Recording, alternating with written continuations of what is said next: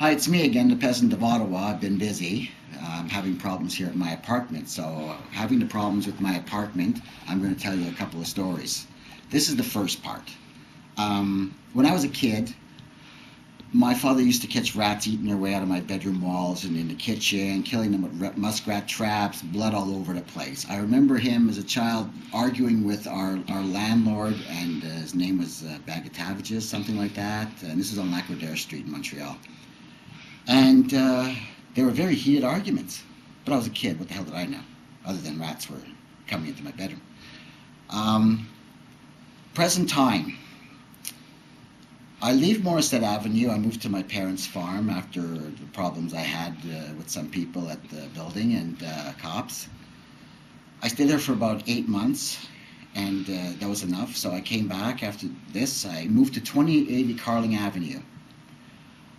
Nice two-bedroom, price was right, owned by M&I, and Frank and his wife ran the place, outdoor pool, you need a pass to get in. It was very nice, a good place to relax with the children. Anyways, M&I turned the building over to Controlex Corporation. They're a management company. They take over the two buildings.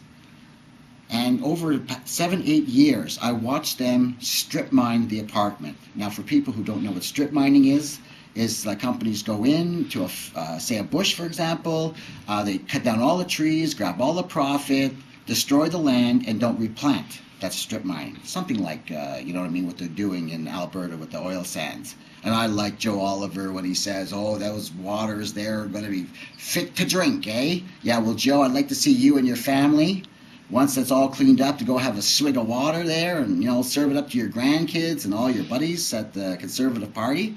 And just remember, Joe, they found toxins 95 kilometers, 98 kilometers away from the sand sites. Not looking good, eh, Joe? Anyways, let's get back to Controlex Corporation. So anyways, they're in there, and next thing you know, there's no more passes to the pool. Anybody and their brother can go in the pool. So you had Richie Project and Penny Drive, but it's not that I have any problem with that. It's just that if you don't live there, you're not supposed to be there. Anyways, now it's turning in. Everybody and their brother is coming to the pool. It's loaded up. It's hot. I understand that, but we pay for calmness and everything. Anyways, oh my God. Now, my daughter's at the pool one day. Sunny day, it's overloaded. A girl jumps off the side of the pool, hits my daughter in her upper eye teeth with the back of her head. She drives them back about 1/8 of an inch. It was devastating to her. Anyways, big panic, leave, go to have her teeth fixed, Children's Hospital. Oh yes, come to the trauma center. Oh, guess what? There's nobody waiting for you here. We're sorry. You have to go to somewhere else. So I have to drive all the way through to another dentist to have my daughter's teeth adjusted back into somewhat shape because of this incident that happened with the negligence of Controlex. So anyways, time passes, years go by, the place is getting worse and worse. I had a couple of cars vandalized, I had a car stolen, my Cadillac was stolen out of the underground parking. The people were walking all over our cars. Anyways, it was mental. So one afternoon, say I'm there 7 years. Oh, and by the way, when I called up Controlex Corporation and told them about my daughter's teeth, the response I got was that they didn't give a shit about my daughter. Fine. I had no insurance. If I did, it would help. But, when Mike Harris is bleeding you dry, the Conservative Party is bleeding you to death, you can't afford to house insurance and insurance. So anyways, one afternoon, my future secretary would come to me, a Jamaican woman. She comes to my door with a 78-cent eviction notice from Controlex Corp. She's freaking out. She doesn't know what to do. So at that point, with my daughter's teeth, all the people suffering in the building, I do something about it. So what do? I go down to the rental board on Albert Street. I got boxes of the Landlord-Tenant Act, and I handed it out to everybody in the building. And I told them to fill out a certain form. Tell me everything that's wrong with your apartment. I had a camera. I was filming apartments.